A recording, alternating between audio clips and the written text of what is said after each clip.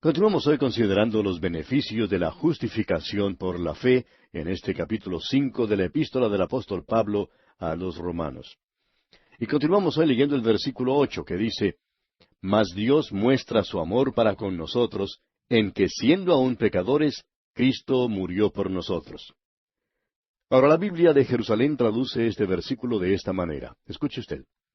Mas la prueba de que Dios nos ama es que Cristo, siendo nosotros todavía pecadores, murió por nosotros.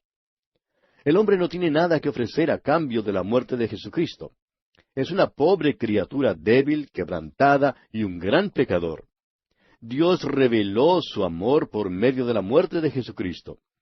La culpa del pecado ha sido quitada por medio de la muerte de Cristo, y Dios ahora puede extender sus brazos y salvarnos por medio de su gracia. Y el versículo 9 de este capítulo 5 de la epístola a los Romanos dice, Pues mucho más, estando ya justificados en su sangre, por él seremos salvos de la ira. Y en este versículo el apóstol Pablo presenta el séptimo beneficio de la justificación. Si somos justificados por su sangre, estaremos guardados y seguros en Cristo de aquel día de la ira de Dios, o sea, el día del juicio y la gran tribulación. El profeta Sofonías nos dice que viene un gran día de ira, allá en el capítulo 1 del libro de su profecía, versículos 14, 15 y 17, y dice así, Cercano está el día grande de Jehová, cercano y muy próximo.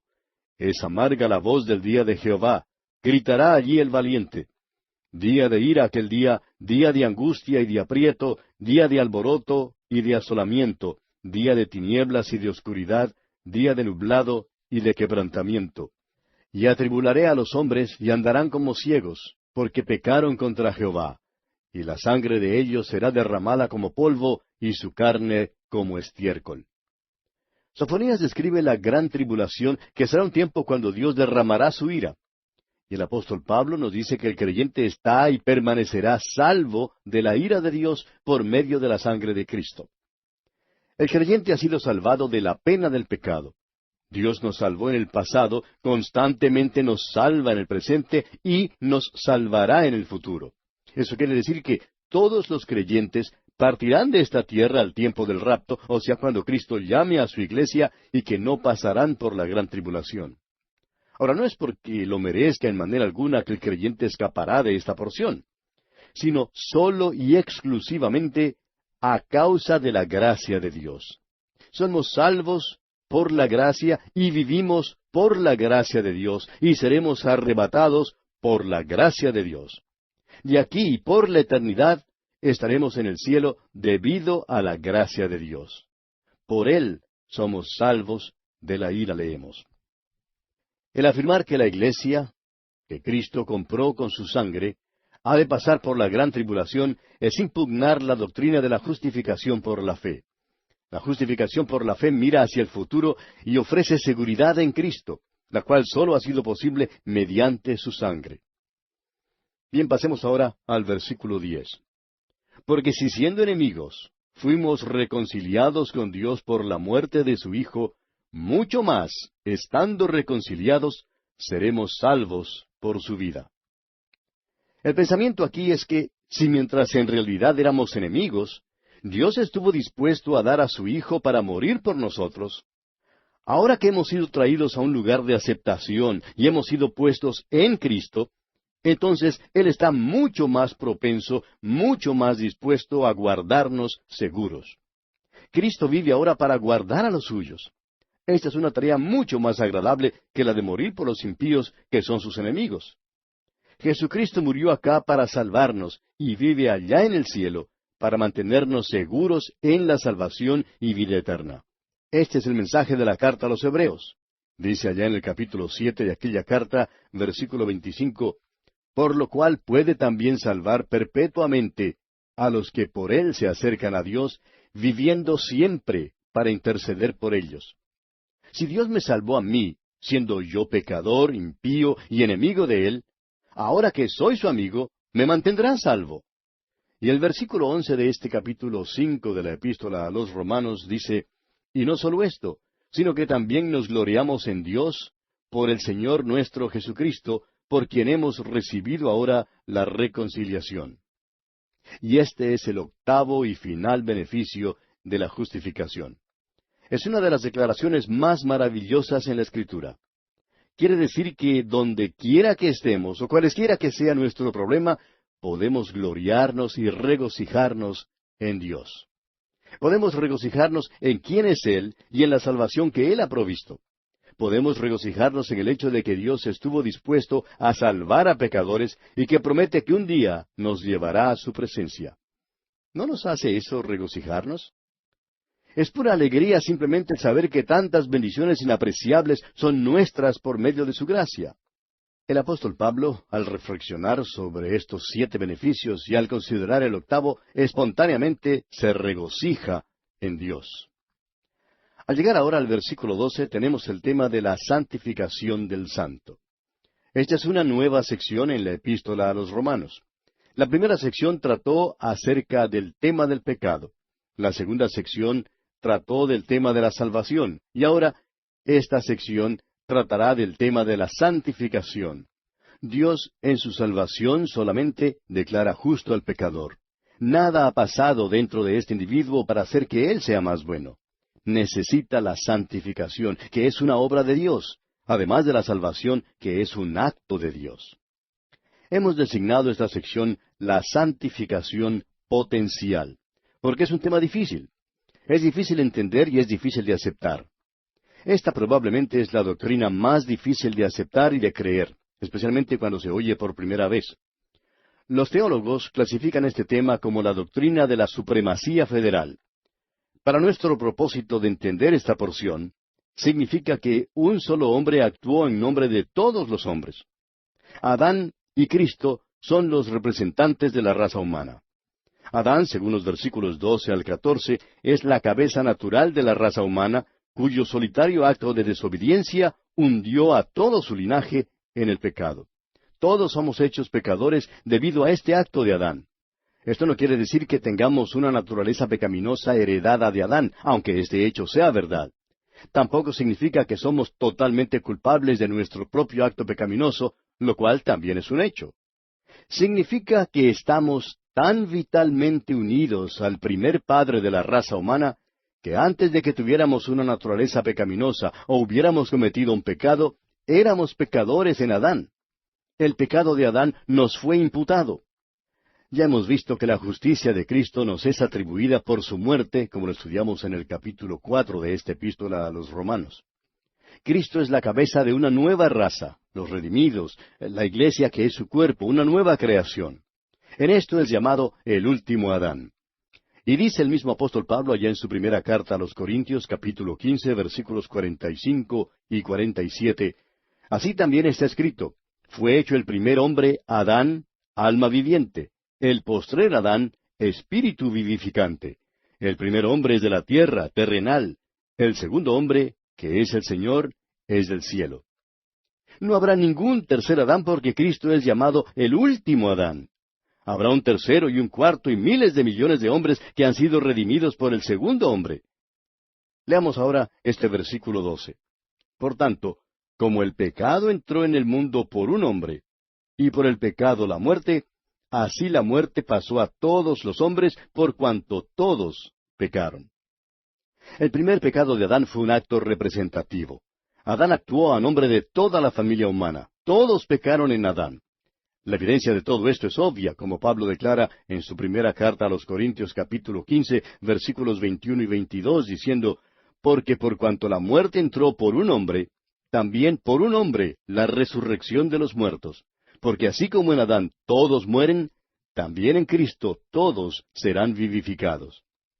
El bebé muere aunque no ha cometido un pecado, porque él o ella está en Adán. Los hombres mueren no porque ellos pecan, sino porque Adán pecó. Dios también pudo habernos puesto a todos nosotros en el huerto de Edén después que Adán había pecado, pero todavía habríamos tenido naturalezas pecaminosas. ¿Y cree usted, amigo oyente, que usted, por ejemplo, pudiera haberse portado mejor en el huerto de Edén teniendo una naturaleza pecaminosa que lo que Adán se portó sin tenerla? Creemos que no. El pecado de Adán nos fue imputado de la misma manera en que la justicia de Cristo nos es imputada por su muerte en la cruz. Cristo es la cabeza de una nueva raza, una nueva creación, la cual es la Iglesia y su cuerpo. El único fundamento de la Iglesia es Jesucristo, su Señor. Ella es su nueva creación por agua y por sangre. Esto es lo que dice Pablo en su primera carta a los Corintios capítulo 15, versículos 45 y 47, como ya mencionamos. Dice Pablo, así también está escrito, fue hecho el primer hombre, Adán, alma viviente, el postrer Adán, espíritu vivificante. El primer hombre es de la tierra, terrenal, el segundo hombre, que es el Señor, es del cielo. Ahora, al estudiar esta sección, fíjese usted en la expresión mucho más, pues tiene un significado muy importante. Pablo nos dice que tenemos mucho más en Cristo que lo que jamás pudiéramos tener en Adán. Esta expresión mucho más apareció primero allá en el versículo 9 de este capítulo 5, donde leemos, pues mucho más, estando ya justificados en su sangre, por él seremos salvos de la ira. Y luego en el versículo 10 también vemos esa expresión, dice, porque si siendo enemigos fuimos reconciliados con Dios por la muerte de su Hijo, mucho más, estando reconciliados, seremos salvos por su vida. Y luego aquí en el versículo 13 dice, pues antes de la ley había pecado en el mundo, pero donde no hay ley, no se inculpa de pecado. Pues antes de la ley, es decir, desde Adán hasta Moisés, había pecado en el mundo, pero el pecado no se imputa donde no hay ley. Esta es una declaración asombrosa, amigo oyente. Había pecado en el mundo, desde Adán hasta Moisés, pero no era considerado como una transgresión de la ley, sino como una rebelión contra Dios. Durante este período, el pecado no fue imputado al pecador. Y esto quizá explica el por qué Dios no exigió la pena de muerte de Caín por el asesinato de su hermano Abel. Los pecados de los hijos de Caín evidentemente no les fueron imputados, según indica la Escritura, allá en Génesis capítulo 4, versículos 23 y 24, donde leemos, y dijo Lamec a sus mujeres, Ada y Sila, oíd mi voz. Mujeres de Lamec, escuchad mi dicho, que un varón mataré por mi herida y un joven por mi golpe. Si 7 veces será vengado Caín, Lamec en verdad 70 veces 7 lo será. Aquella generación fue destruida en el diluvio porque estaba saturada de pecado. Los de esa generación eran incorregibles e incurables. Dios vio la perversidad extrema de los hombres y actuó en conformidad a lo que vio. Dice allá en el capítulo 6 del libro de Génesis, versículo 5, y vio Jehová que la maldad de los hombres era mucha en la tierra, y que todo designio de los pensamientos del corazón de ellos era de continuo solamente el mal. Su modo de pensar estaba contaminado, y estaban entregados completamente a la maldad. Pero no eran transgresores de la ley debido a que no había ley. Fueron juzgados porque eran pecadores. Pertenecemos a una raza perdida y necesitamos ser redimidos. Ahora alguien dirá, creo que Dios está obligado a salvar a todos. Amigo oyente, Dios no está obligado a salvarnos de ninguna manera. Supóngase que usted fuera a un viejo lago pantanoso cubierto de espuma y que sacara de allí una tortuga. Hay centenares de tortugas que viven en ese lago, pero usted escoge una y le enseña a volar. Luego esta tortuga va al lago y les dice a las demás tortugas, ¿no les gustaría a ustedes aprender a volar? Y creo que esas tortugas se reirían y dirían, no queremos aprender a volar, nos gusta estar aquí. Esa es la condición del hombre perdido hoy. Los hombres no quieren ser salvos. Los hombres están alejados de Dios y esta es una verdad que para los hombres es difícil de aceptar. Al hombre le gusta creer que es maravilloso, pero los hombres necesitan ser redimidos. Y leemos ahora en el versículo 14, no obstante, reinó la muerte desde Adán hasta Moisés, aun en los que no pecaron a la manera de la transgresión de Adán, el cual es figura del que había de venir. En este versículo Pablo personifica la muerte como personifica el pecado en los 2 versículos anteriores para darle mayor énfasis. El pecado y la muerte entraron en el mundo al mismo tiempo. La muerte es el resultado del pecado. Durante el intervalo desde Adán hasta Moisés, los hombres no cometieron el mismo pecado que cometió Adán, ni fue su pecar una transgresión de la ley, como lo fue el pecado de Adán. Sin embargo, el pecado de Adán llegó a ser el pecado de ellos, porque ellos murieron como murió Adán. Aún los bebés murieron en el diluvio. La muerte, como es usada en este versículo, es evidentemente en un sentido total, o sea, que afecta todos los aspectos de la vida. La muerte es usada con un significado triple en las Escrituras. Primero, la muerte física. Esta se refiere solamente al cuerpo. Llega al hombre a causa del pecado de Adán. El segundo significado es la muerte espiritual, o sea, la separación de Dios y una rebelión contra Dios. Heredamos esta naturaleza muerta de Adán.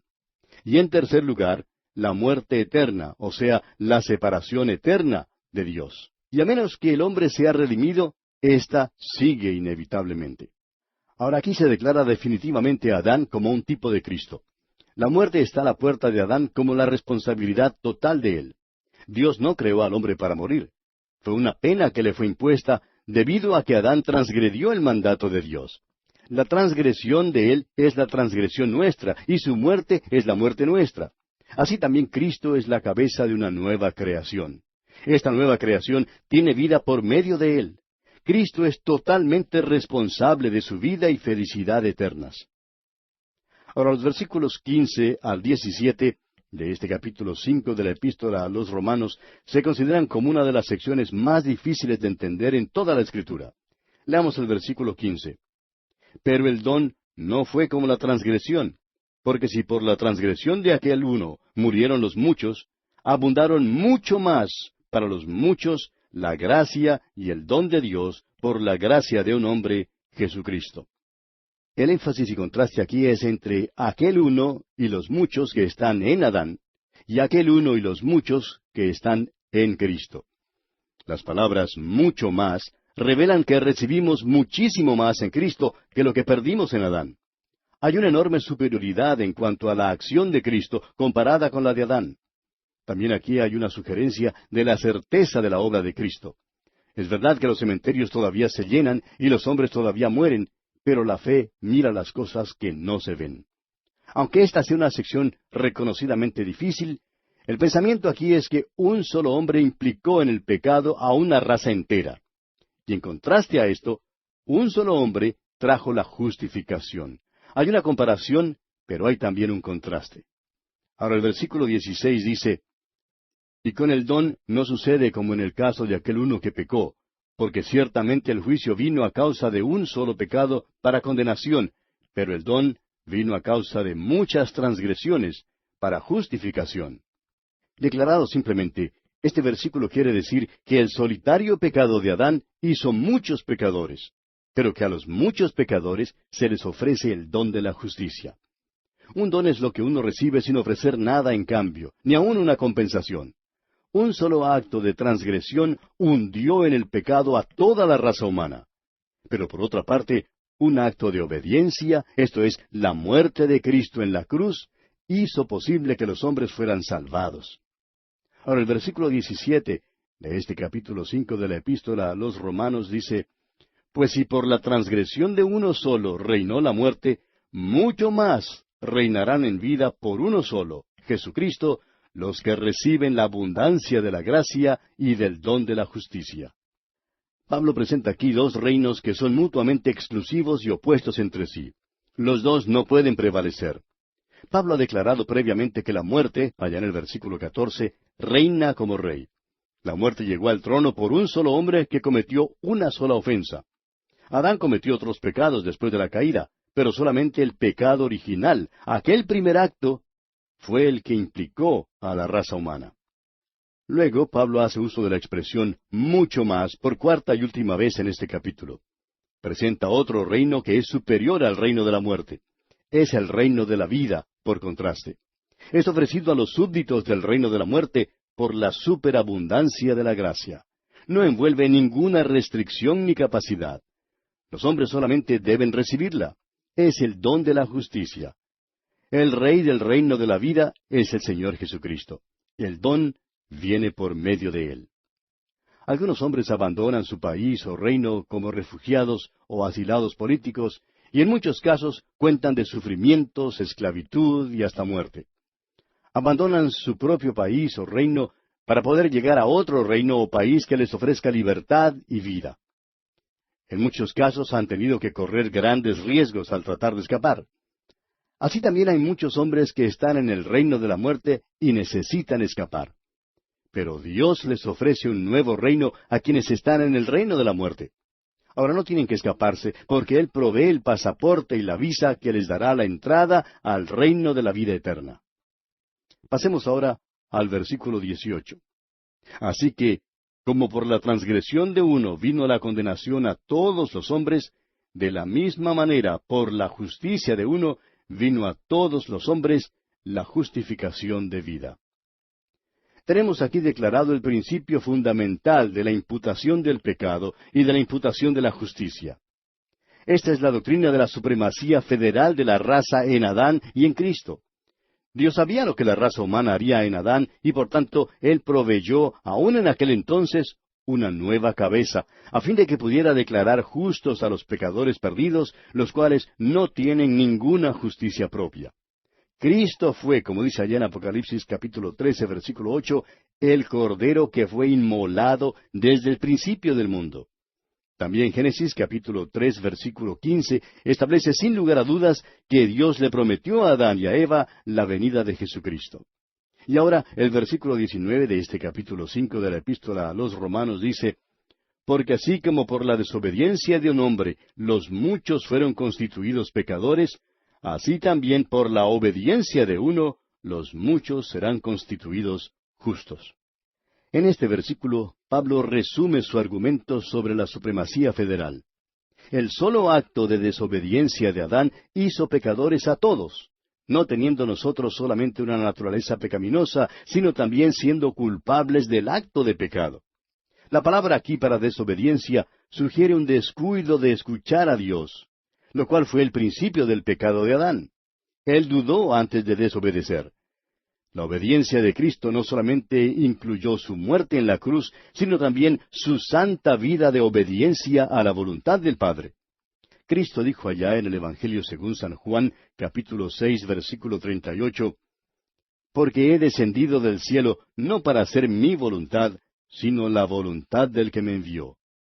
Sin embargo, fue su muerte en la cruz y su resurrección lo que hace posible que Dios declare justo al pecador que cree en Él.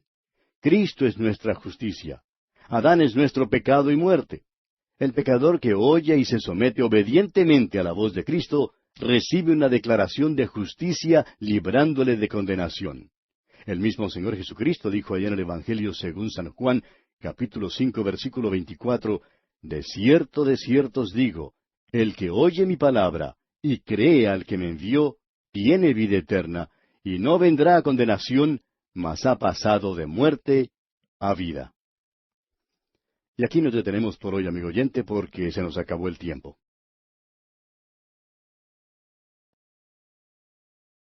Continuamos hoy estudiando el capítulo 5 de la Epístola del apóstol San Pablo a los Romanos. Y en nuestro programa anterior estábamos hablando de la justicia de Cristo contra el delito de Adán. Y dijimos que en el versículo 19, Pablo resume su argumento sobre la supremacía federal. El solo acto de desobediencia de Adán hizo pecadores a todos los hombres, no teniendo nosotros solamente una naturaleza pecaminosa, sino también siendo culpables del acto de pecado. La palabra para desobediencia en el versículo 19 sugiere un descuido de escuchar a Dios, lo cual fue el principio del pecado de Adán. Él dudó antes de desobedecer.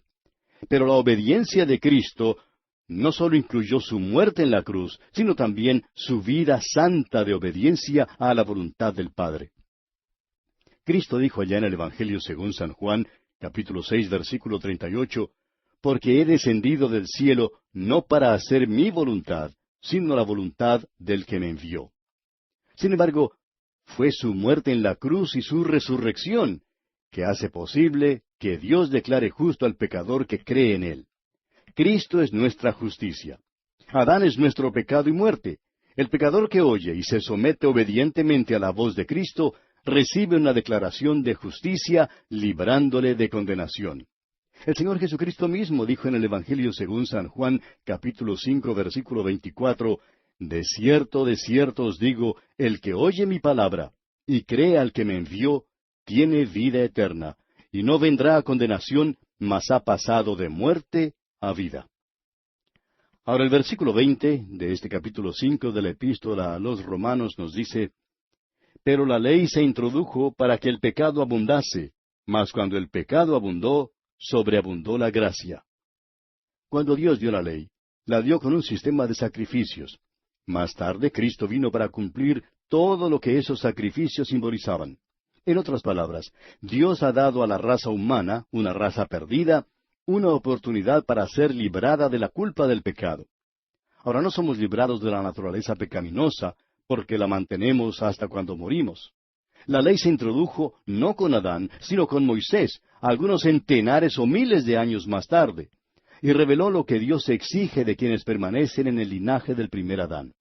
No son los pecados ni la naturaleza pecaminosa, sino el pecado de Adán lo que Pablo discute aquí. La ley vino al lado del hombre no para rescatarlo ni para salvarlo, sino para que el hombre pudiera ver que era culpable ante Dios. Ahora, si la ley multiplicó la transgresión, entonces la gracia de Dios fue multiplicada aún más. La gracia de Dios es suficiente. La gracia de Dios es como un río poderoso que inunda las orillas feas del pecado. Pablo, San Agustín, San Francisco, Lutero y Juan Bunyan, todos estos conocieron la abundante gracia de Dios. La ley es un proceso de adición, mientras que la gracia es multiplicación. Continuemos ahora con el versículo 21 de este capítulo 5 de la epístola a los Romanos.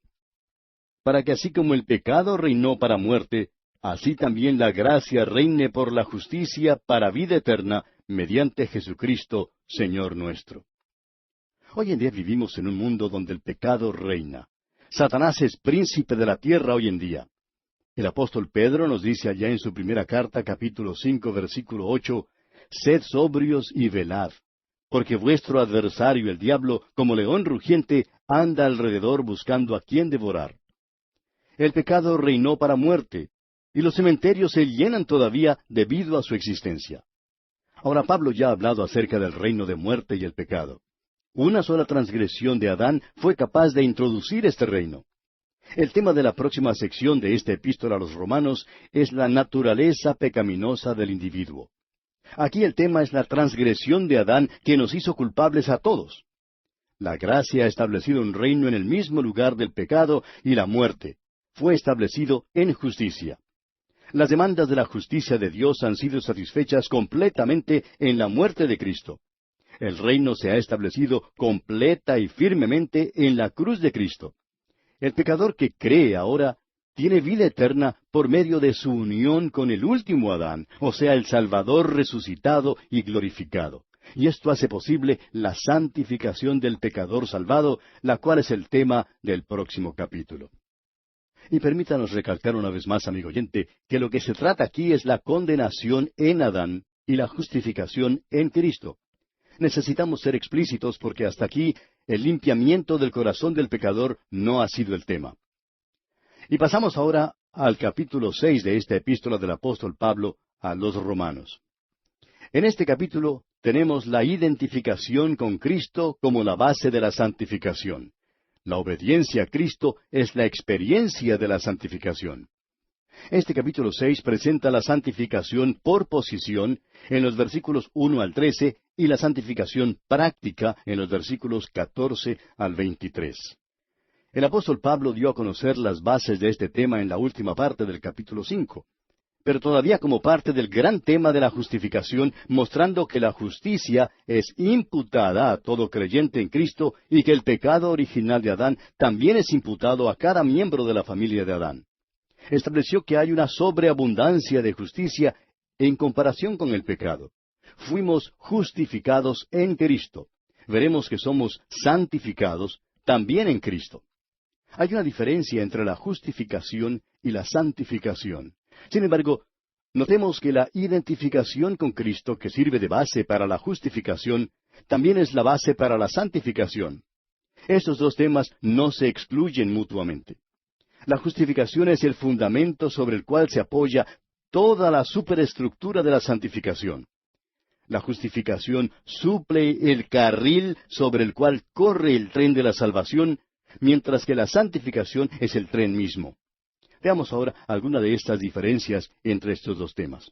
Primero, la justificación es un acto. La santificación es una obra.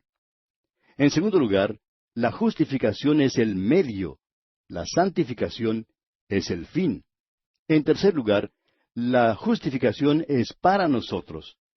La santificación opera en nosotros. En cuarto lugar, la justificación declara justo al pecador. La santificación hace justo al pecador. Y en quinto lugar, la justificación quita la culpa y la pena del pecado. Y la santificación quita el crecimiento y el poder del pecado. La santificación es un proceso que debe operar en cada creyente y se debe al hecho de la justificación. Es decir, es un hecho que procede de la justificación. Ahora, tanto la justificación como la santificación provienen de la identificación del hombre con el Cristo crucificado y resucitado. El pecador se apropia de los méritos de Cristo por la fe para su salvación y también su santificación. El apóstol Pablo, allá en su primera carta a los Corintios capítulo 1, versículo 30, nos dice, «Mas por él estáis vosotros en Cristo Jesús, el cual nos ha sido hecho por Dios sabiduría, justificación, santificación y redención». Antes de llegar al capítulo 6 de esta epístola a los Romanos, el apóstol Pablo no trata la vida santa del que es declarado santo. Pero a partir del capítulo 6 en adelante, Pablo no trata más el tema de la salvación del pecador. El tema de este capítulo es el poder de Dios para forjar la santidad en todo su modo de vivir a pecadores que Él ha declarado justos. Muestra que el pecador justificado no puede continuar en el pecado porque Él ha muerto y resucitado en Cristo Jesús. Perseverar en el pecado conduce a una servidumbre al pecado, y es otro motivo más para no continuar en el pecado.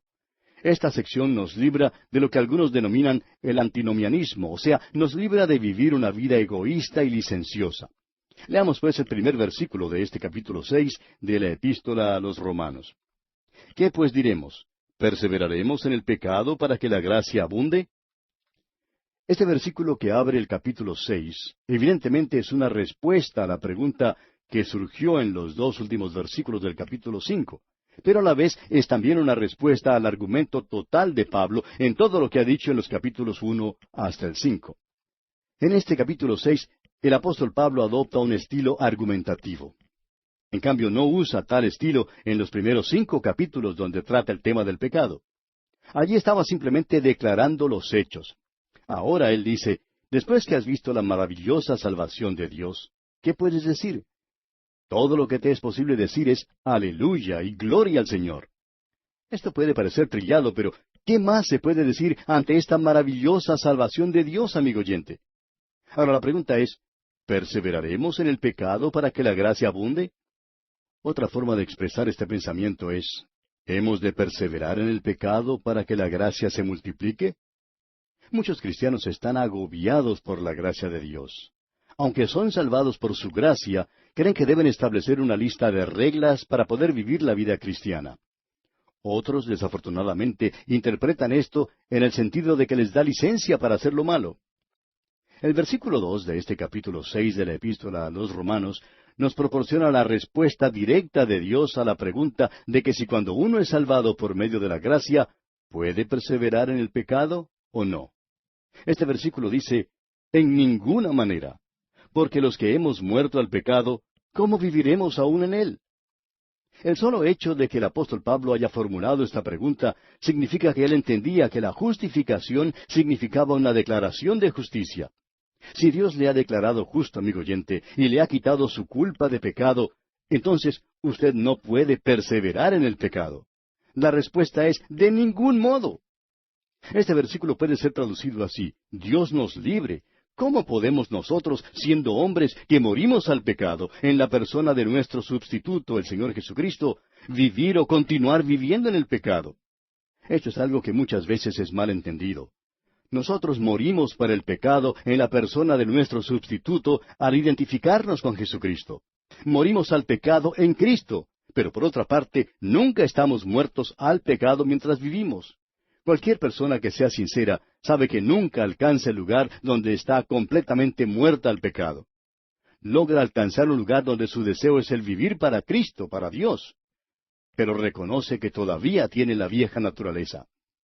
Son versículos como este los que han conducido a la organización de grupos que llamamos los supersantos.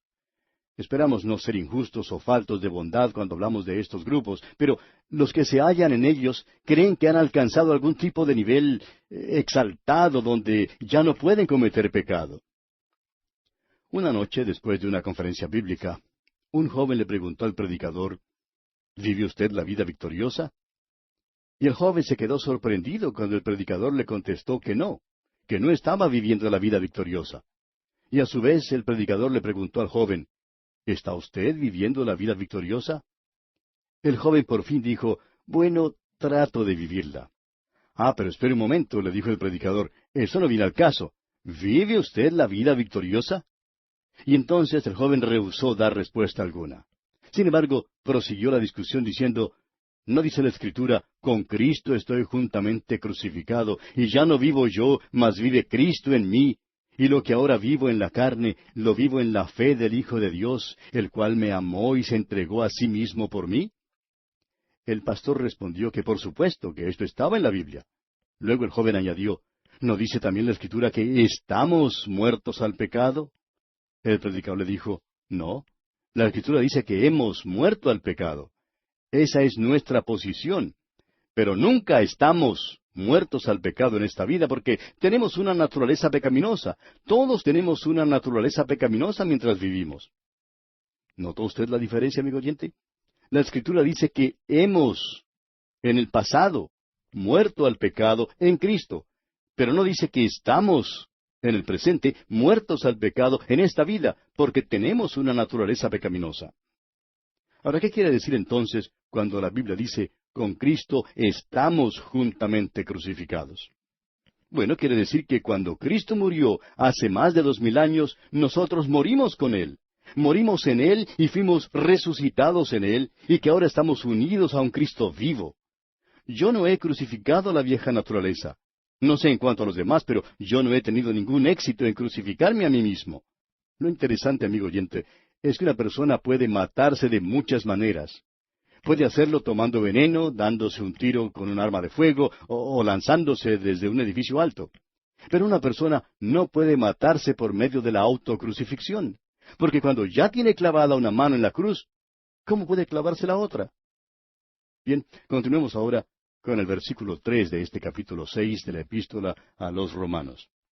¿O no sabéis que todos los que hemos sido bautizados en Cristo Jesús, hemos sido bautizados en su muerte? Este es otro versículo que muchas veces es mal comprendido. Si usted solamente ve el bautismo de agua en este versículo, no comprende en realidad su verdadero sentido. El sentido aquí de la palabra griega bautizo tiene que ver con la identificación. La palabra bautizar en este versículo no significa el bautismo de agua, aunque la inmersión explica mejor la verdad que se presenta aquí. La palabra bautizo tiene muchos sentidos. Un léxico clásico griego da unos 20 significados para esta palabra. A la verdad, hasta puede significar teñir el cabello, fíjese usted. Había en la antigüedad un grupo de personas en Asia Menor que teñían de púrpura su cabello. Pertenecieron a un grupo bautizo. Pues bien, en este versículo la palabra bautismo habla de una identificación con Cristo. Fuimos bautizados o identificados con Él en su muerte. La doctrina de la identificación es la gran doctrina de la salvación. Hay ciertas cosas que Dios quiere que sepamos. Casi todo lo que usted compra hoy en día viene con sus respectivas instrucciones. A veces a mí me es difícil seguir las instrucciones. Ahora, si vamos a vivir la vida cristiana, hay ciertas cosas que necesitamos saber. Y la primera es que cuando Cristo murió hace 2000 años, fuimos identificados con Él en su muerte. Permítame expresarlo de la manera siguiente. Hace 2000 años me condujeron a mí fuera de Jerusalén, al Calvario o Gólgota, lugar de la calavera, y fui crucificado con Cristo. Fui yo quien era culpable. Cristo no era culpable. El pecado mío lo puso sobre esa cruz, y el pecado suyo, amigo oyente. Fuimos identificados con Jesucristo, y eso es un hecho que debemos saber. Ahora Pablo continúa ampliando este pensamiento aquí en el versículo 4, y escribe, porque somos sepultados juntamente con Él para muerte por el bautismo, a fin de que como Cristo resucitó de los muertos por la gloria del Padre, así también nosotros andemos en vida nueva. El bautismo de agua manifiesta aquí la gran verdad espiritual, pero hay algo más comprendido aquí, más que un simple rito que tiene que ver con agua. Pablo fue bautizado, según nos dice el capítulo 9 del libro de los Hechos de los Apóstoles, versículo 18. Dice, y al momento le cayeron de los ojos como escamas, y recibió al instante la vista, y levantándose, fue bautizado. El mismo apóstol Pablo también practicaba el bautismo de agua, según lo expresa él en su primera carta a los Corintios, capítulo 1, versículo 16, cuando dice, también bauticé a la familia de Estéfanas, de los demás no sé si he bautizado a algún otro. El apóstol Pablo evidentemente incluyó también el rito del bautismo de agua en el versículo 3. Hace muchos años, un estudiante en un seminario bíblico escuchó hablar al difunto Dr. Pettingill, un gran expositor bíblico. Al llevarlo a su hotel una noche, el estudiante le preguntó, Dr. Pettingill, ¿le entendí bien que en verdad no hay agua en el capítulo 6 de la epístola a los Romanos? Ahora, el Dr. Pettingill era uno de los que más firmemente proclamaba la necesidad del bautismo por medio de la inmersión por agua que cualquier otro. El Dr. Pettingill entonces se rió y contestó al estudiante, dije que si el agua es todo, o es lo único que uno ve en el capítulo 6 de la epístola a los Romanos, pues no ha comprendido el verdadero sentido de este capítulo. Y esto es lo que decimos nosotros también, amigo oyente. Ahora, cuando un objeto o artículo es puesto en una substancia o líquido, llega a ser identificado con ella. Un pedazo de madera que se mete en un recipiente con pintura negra se identifica con el color negro, y si se mete en pintura roja, se identifica con el color rojo, y así sucesivamente. Por ejemplo, los israelitas estuvieron identificados con Moisés en el cruce del Mar Rojo. Dice allá el apóstol Pablo en su primera carta a los Corintios, capítulo 10, versículo 2, y todos en Moisés fueron bautizados en la nube y en el mar. Amigo oyente, somos identificados con Cristo en su muerte. Él murió por nosotros, pero nosotros morimos en Él. Si esto no fuera verdad, entonces la ordenanza del bautismo no tendría significación alguna. Permítanos hablar en claro. Aunque no tenemos nada en contra de otras formas del bautismo de los creyentes en Cristo, creemos que el bautismo por medio de la inmersión ilustra mejor la verdad espiritual que se expone en esta sección. Lo esencial es que todo hijo de Dios debe ser bautizado, porque esto da testimonio de que está unido al Cristo viviente. El apóstol Pedro nos dice que 8 almas se salvaron en el arca de Noé. Pasaron por las aguas de juicio dentro del arca. Nosotros, amigo oyente, experimentamos la pena de muerte de Cristo en la cruz en Cristo. Es por eso que Pedro dice, el bautismo, o identificación, que corresponde a esto ahora nos salva. Y en su primera carta, capítulo 3, versículos 20 al 22, el apóstol Pedro dice, los que en otro tiempo desobedecieron, cuando una vez esperaba la paciencia de Dios en los días de Noé, mientras se preparaba el arca, en la cual pocas personas, es decir, 8, fueron salvadas por agua. El bautismo que corresponde a esto ahora nos salva, no quitando las inmundicias de la carne, sino como la aspiración de una buena conciencia hacia Dios por la resurrección de Jesucristo, quien habiendo subido al cielo está a la diestra de Dios, y a Él están sujetos ángeles, autoridades y potestades. Así como somos identificados con Cristo en su muerte, así también somos identificados con Cristo en su resurrección. Cristo fue hecho pecado, pecado verdadero por nosotros. Fue entonces cuando Dios le resucitó de los muertos con su gran poder. El apóstol Pablo oró que los creyentes en Éfeso pudieran conocer este poder. Dice allá en su carta a los Efesios capítulo 1, versículos 19 y 20, y cuál la supereminente grandeza de su poder para con nosotros los que creemos, según la operación del poder de su fuerza, la cual operó en Cristo, resucitándole de los muertos y sentándole a su diestra en los lugares celestiales. El andar en vida nueva es lo esencial en todo esto. Este es el objetivo y el fin de la santificación. En su carta a los Gálatas capítulo 5, versículo 25, dice el apóstol Pablo, si vivimos por el Espíritu, andemos también por el Espíritu. La vida cristiana, amigo oyente, es un andar que es digno de nuestra vocación y solo se puede lograr por medio del poder del Espíritu Santo. Y aquí vamos a detenernos por hoy porque nuestro tiempo ya se ha cumplido. Continuaremos, Dios mediante, en nuestro próximo estudio.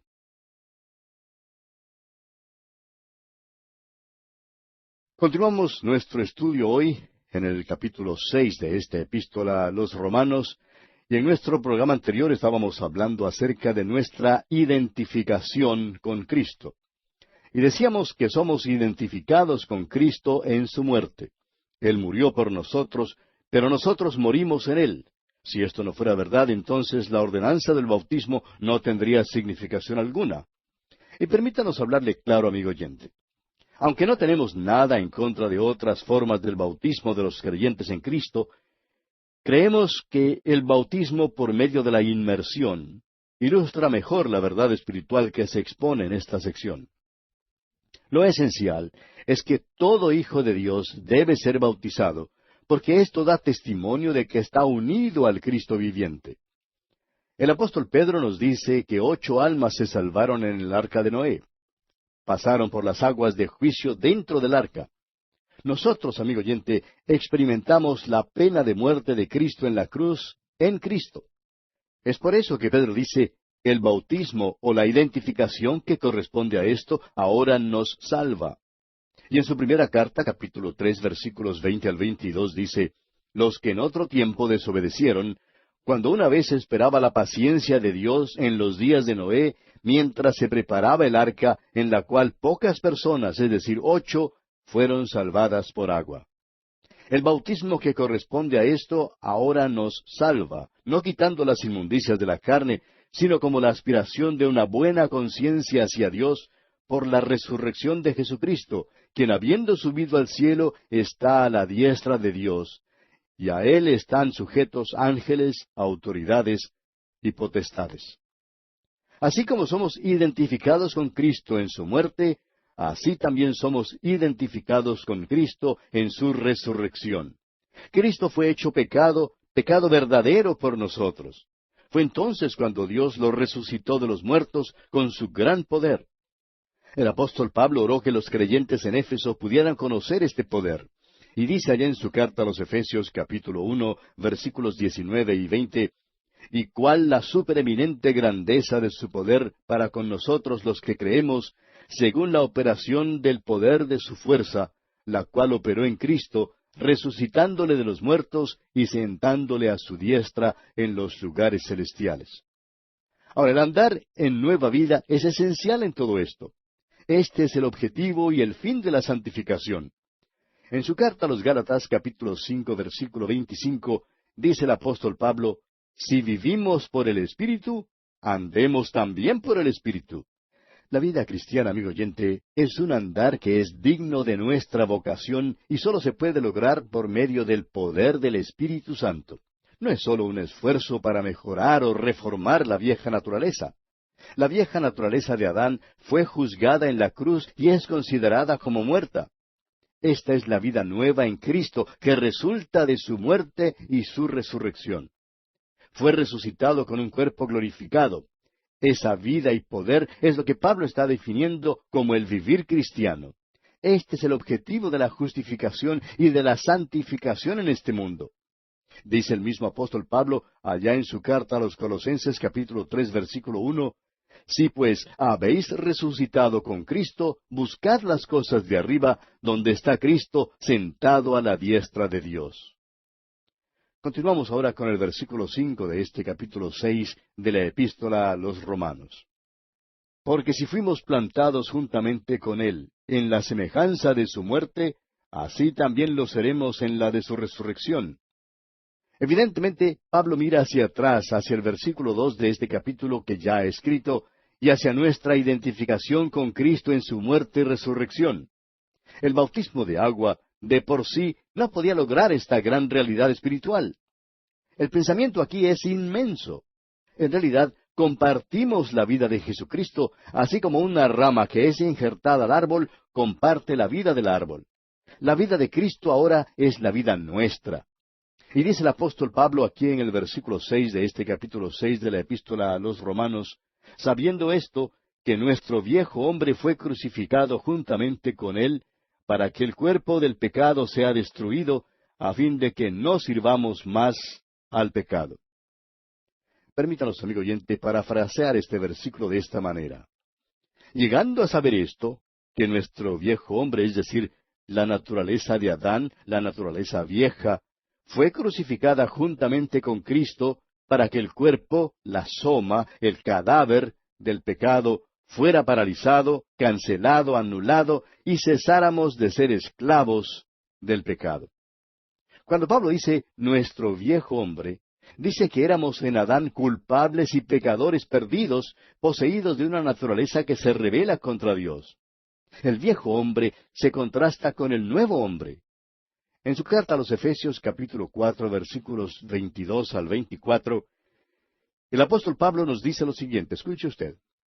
En cuanto a la pasada manera de vivir, despojaos del viejo hombre que está viciado conforme a los deseos engañosos, y renovaos en el espíritu de vuestra mente, y vestíos del nuevo hombre, creado según Dios, en la justicia y santidad de la verdad. Ahora la expresión para que el cuerpo del pecado fuera paralizado se refiere al hecho de que las actividades de la vida se llevan a cabo por medio del cuerpo. Este no ha sido destruido porque todavía estamos en el cuerpo. Siendo que el viejo hombre fue crucificado, el cuerpo de pecado ha sido puesto fuera de combate. Nosotros no podemos lograr esto, porque solamente el Espíritu Santo lo puede hacer, como veremos en nuestro estudio del capítulo 8 de esta epístola a los Romanos. Hay un conflicto entre la carne y el Espíritu por el control del creyente en Cristo. No podemos crucificar el viejo hombre, no tenemos ningún poder. Lo que tenemos que hacer es creer que esto ya ha sido logrado por nosotros. Y en verdad esto es un hecho. Dios lo ha dicho. Nuestro problema es creer a Dios. El Espíritu Santo puede y nos ayudará a vivir para Dios. Ahora en el versículo 7 dice el apóstol Pablo, porque el que ha muerto ha sido justificado del pecado. Porque el que ha muerto ha sido justificado o absuelto del pecado, dice aquí. Cristo no solamente murió para pagar la pena de nuestros pecados, como lo vimos en el estudio del capítulo 3 de esta epístola, sino que también murió una muerte de juicio por nuestra naturaleza pecaminosa. Hay una diferencia, por tanto, entre el ser justificado de la pena de los pecados y el ser justificado del pecado. Y a menos que esto fuera cierto, el Espíritu Santo no podría morar en el creyente ni obrar allí, como lo veremos en nuestro estudio del capítulo 8 de esta epístola a los Romanos. Él es santo y nosotros impíos. Nosotros morimos en Cristo cuando Él murió. No estamos muertos porque la naturaleza de Adán todavía está muy viva en el creyente. Aún parece que está más activa que en el inconverso. El creyente es consciente del pecado en su vida y de su debilidad, pero debe ser consciente de que ha sido justificado del pecado mismo y que ha sido declarado digno para el cielo en Cristo. Puesto que morimos en Cristo, entonces ni la ley ni ninguna cosa más tiene una demanda sobre nosotros. No se olvide, amigo oyente, que es imposible ejecutar a un muerto.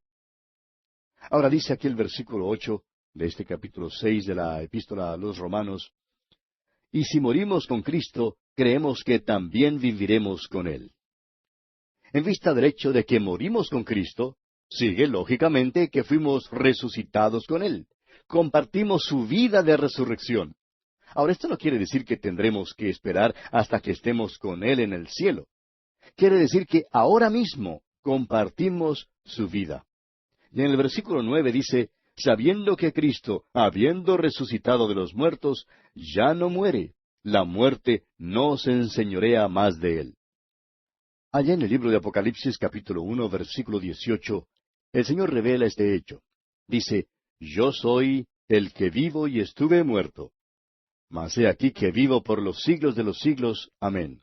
Y tengo las llaves de la muerte y del Hades. Estas son las palabras de Cristo. Es un pensamiento solemne que la muerte una vez tenía cautivo al príncipe de la vida. Ahora todo ha cambiado. La muerte nunca más le tendrá cautivo. En su primera carta a los Corintios, capítulo 15, versículos 55 al 57, el apóstol Pablo nos dice, ¿Dónde está, oh muerte, tu aguijón? ¿Dónde, oh sepulcro, tu victoria? Ya que el aguijón de la muerte es el pecado, y el poder del pecado, la ley. Mas gracias sean dadas a Dios, que nos da la victoria por medio de nuestro Señor Jesucristo. Y allá en el capítulo 8 de esta misma epístola a los Romanos, versículo 39, nos dice que nada nos puede separar del amor de Cristo. Alguien ha dicho que si la resurrección le abrió a Cristo la eternidad, hará lo mismo para el cristiano. Leamos ahora el versículo 10 de este capítulo 6 de la epístola a los Romanos. Porque en cuanto murió, al pecado murió una vez por todas, mas en cuanto vive, para Dios vive. Pablo no está declarando aquí en este versículo que Cristo murió por el pecado. Ya ha tratado ese tema. Está discutiendo en esta sección el hecho de que Cristo murió al pecado. Murió una muerte de juicio por la naturaleza pecaminosa del hombre. Cristo llegó a ser en la cruz lo que nosotros somos, a fin de que nosotros pudiéramos ser en Él lo que Él es. Él murió una sola vez, pero vive hoy, y vive siempre para interceder por aquellos que son de Él. Es debido a ese hecho que Él le puede salvar perpetuamente. Ahora el versículo 11 dice, Así también vosotros consideraos muertos al pecado, pero vivos para Dios en Cristo Jesús, Señor nuestro. Debemos considerar o contar con que hace más de 2000 años nuestra vieja naturaleza se quedó allá en la tumba de José de Arimatea. Pero cuando Cristo resucitó de los muertos, nosotros resucitamos en Él. Ya no debemos vivir en esa vieja naturaleza, sino en Cristo Jesús, así como el ave que vive en el aire y el pez que vive en el agua. No estamos muertos al pecado mediante el luchar, ni por el orar, ni mediante ningún esfuerzo que hagamos, ni ninguna emoción que sintamos. Debemos contar con la muerte de Cristo y con el hecho de que compartimos su vida glorificada. Debemos continuar contando con este hecho día tras día. La moralidad natural del mundo enseña al hombre a esforzarse para hacer lo que debe ser. El método de Dios para el creyente, en cambio, es de llegar a ser en la práctica lo que ya es en Cristo Jesús. Veamos ahora el versículo 12 de este capítulo 6 de esta epístola a los Romanos. No reine, pues, el pecado en vuestro cuerpo mortal, de modo que lo obedezcáis en sus concupiscencias. Estamos en la carne, aunque no debemos vivir según la carne. Estamos muertos al pecado, pero el pecado no está muerto en nosotros. No estamos completamente emancipados, pues aquí tenemos una amonestación contra el permitir que el pecado reine en nuestros cuerpos mortales. Ahora, nuestros cuerpos son mortales porque están sujetos a la muerte física. El pecado es un dictador que está listo a tomar posesión. Ahora, todos los deseos del cuerpo no son concupiscencias en el sentido de ser viles o malos. El apóstol Pablo dijo allá en su primera carta a los Corintios, capítulo 6, versículo 12, Todas las cosas me son lícitas, mas yo no me dejaré dominar de ninguna. El comer no es malo en sí mismo, pero el comer con exceso sí es malo. Pasemos ahora al versículo 13 de este capítulo 6 de la epístola a los Romanos. Ni tampoco presentéis vuestros miembros al pecado como instrumentos de iniquidad, sino presentaos vosotros mismos a Dios como vivos de entre los muertos, y vuestros miembros a Dios como instrumentos de justicia. La palabra presentéis, en este versículo, enseña el tercer paso que un creyente necesita tomar en la senda hacia la santificación. Ahora, los tres pasos son los siguientes. ¿No sabéis? En el versículo 3. Consideraos, en el versículo 11. Y presentéis, aquí en este versículo 13. Dios hace ahora un llamamiento a la voluntad del hombre. Debemos presentar los miembros de nuestros cuerpos a Cristo. La lengua mentirá a menos que le sea presentada a Él. Ahora alguien dirá, ¿y qué si no sentimos que estamos muertos al pecado? Bueno, debemos creerle a Dios que esto es un hecho y luego debemos actuar sobre ese hecho. Es un acto de la voluntad de una vez por todas. La idea de la vida rendida o entregada a Dios no excita a muchos. El motivo por el cual la mayoría de nosotros nos encontramos en algún apuro es porque nos presentamos a la vieja naturaleza en lugar de presentarnos a Dios. Una niña al caerse de la cama una noche se puso a llorar. Su madre corrió con prisa a la habitación y tomándola en sus brazos, la acostó nuevamente en la cama y le preguntó, ¿Cómo es que te caíste de tu cama? La niña respondió, creo que me quedé dormida demasiado cerca al lugar donde me acosté primero. Y amigo oyente, ese parece ser el problema nuestro hoy en día. En lugar de avanzar en el camino a la santidad, nos contentamos en quedarnos muy cerca a nuestra condición cuando creímos. En realidad nos presentamos a la naturaleza vieja y por eso nos hallamos en dificultades.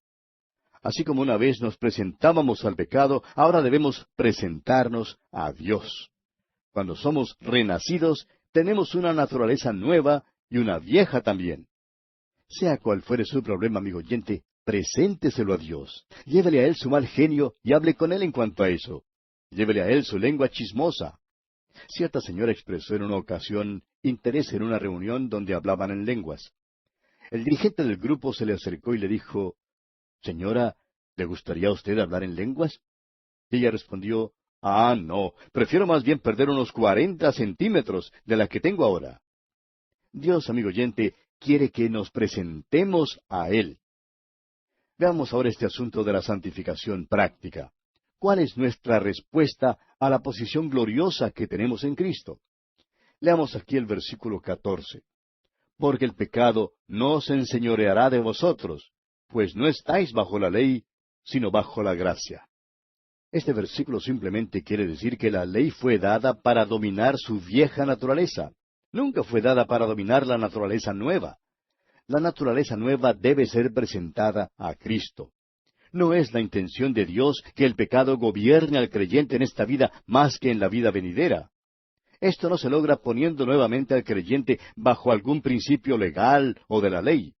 Es el principio de la gracia. La ley conduce a servidumbre aún para el creyente. Ya hemos sido liberados de la dictadura terrible de la ley. Ahora estamos unidos a Cristo. El apóstol Pablo ahora se sirve del terrible sistema de la esclavitud vigente en aquellos días para ilustrar el dominio completo del pecado y de la ley. Leamos el versículo 15. ¿Qué pues? ¿Pecaremos porque no estamos bajo la ley, sino bajo la gracia? En ninguna manera. La forma de la pregunta aquí está expresada de una manera diferente que en el versículo 1.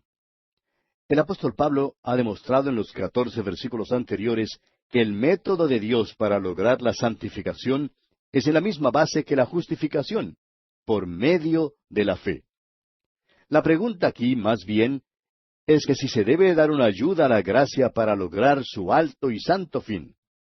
Según el razonamiento del hombre natural, es necesaria alguna ley o reglas o reglamentos. Y el caso es que muchos hoy han determinado ciertas reglas. Algunos tienen los 20 mandamientos en lugar de los 10 mandamientos. Dicen que a los creyentes les es permitido hacer algunas cosas, mientras les es prohibido hacer otras cosas. Sin embargo, amigo oyente, la vida cristiana no es el vivir según una larga lista de reglas y reglamentos. Usted puede seguir todas las reglas y reglamentos que quiera, y todavía no vivir la vida cristiana. ¿Qué entonces es la vida cristiana? Es la obediencia al Señor Jesucristo.